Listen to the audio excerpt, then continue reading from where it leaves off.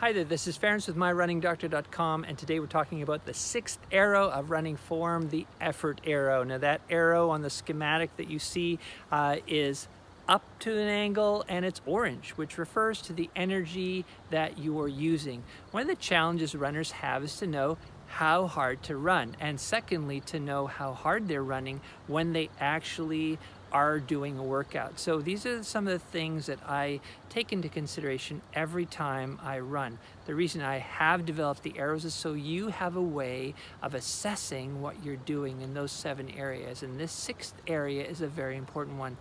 So for example, if you're running along and you're feeling bad, you're feeling really fatigued, there's a reason why that is, and the effort arrow helps you assess that very quickly and make changes. So the ground might be just slightly inclined and you are not aware of it, but you feel overdone, so then you can adjust things.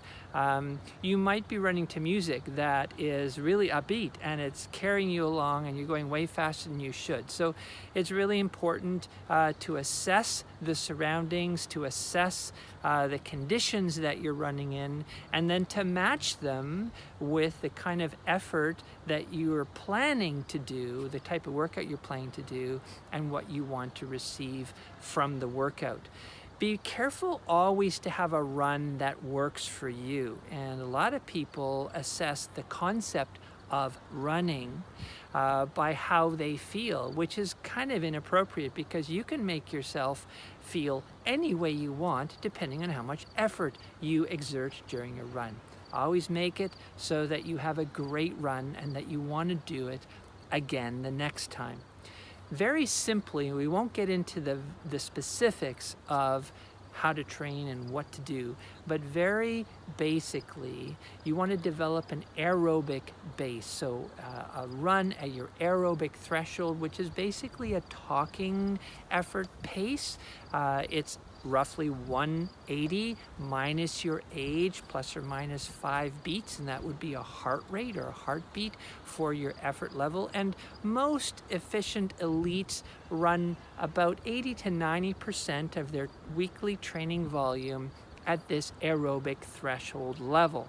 And so that's where the effort arrow is so important, because if that's what you're after for a workout and you notice that your breathing is really heavy or your heart rate's at a certain level that's way high, or you're running with a friend who's a little faster than you, or you're running downhill a lot, whatever it is, you want to be able to gauge those things. And then for the last 10 to 20% of the week's effort, the effort would be very high. So just because you're looking at the effort arrow, number 6, doesn't mean you won't run hard. It just means that you need to know what you're doing at the time. So if you're going to do what we call a V3 workout, or something where you just bring it all and you put it all out, then that intensity, that very high intensity, will be well into your anaerobic threshold, and you'll be expecting that. And so that's where the effort arrow will be part of your assessment feature.